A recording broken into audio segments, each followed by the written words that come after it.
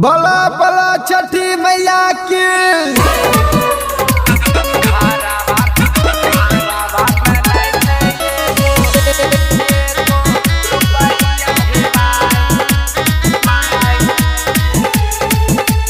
Presented by PM Recording Studio, Alamnagar, Madhepura.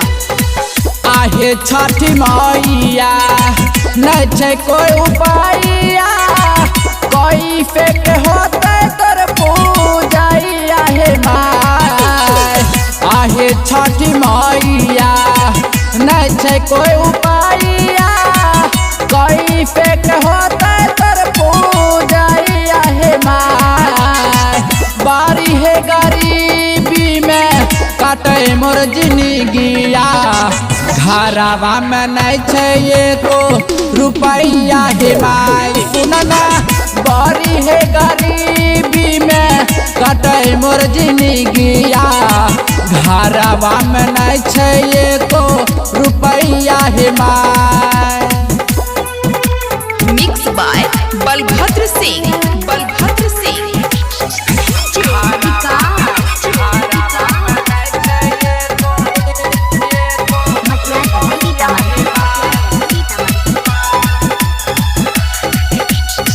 केला नारियल है मैया कोई पे मंगाइए, किलक बोलो हम सुपावा पजाइए।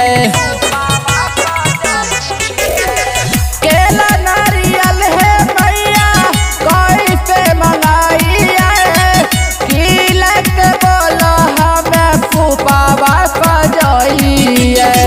सोचिए के पातिया धर कछ छातिया, बेरी बेरिया बछरो भैया हे माय। बड़ी है गरीबी में काटे मोर जिंदगिया, घरवा में नहीं छै एको रुपैया हे माय। सुनना बड़ी है गरीबी में काटे मोर जिंदगिया, घरवा में नहीं छै एको रुपैया hey my. Presented by PM Recording Studio, Alamnagar, Madhepura.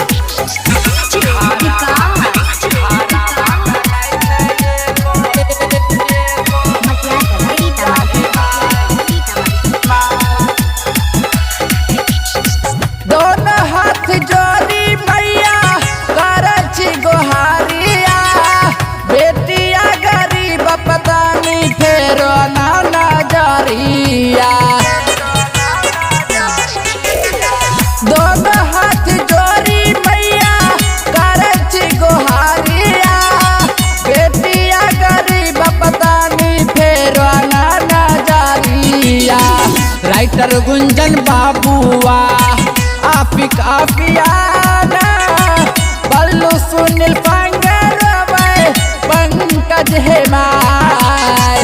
बड़ी है गरीबी में काटे मोर जिंदगिया, घरवा में नहीं छै एको रुपैया हे माय। सुनना बड़ी है गरीबी में काटे मोर समैया, घरवा में नहीं छै एको रुपैया हे माय।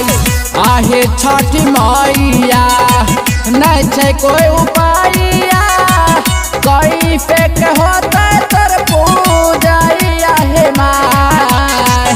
बारी है गरीबी में काटे मोर जिंदगिया, घरवा में नहीं छै एको रुपैया हे माय। सुनना बड़ी है गरीबी में काटे मोर जिंदगिया, घरवा में नहीं छै एको रुपैया हे माय।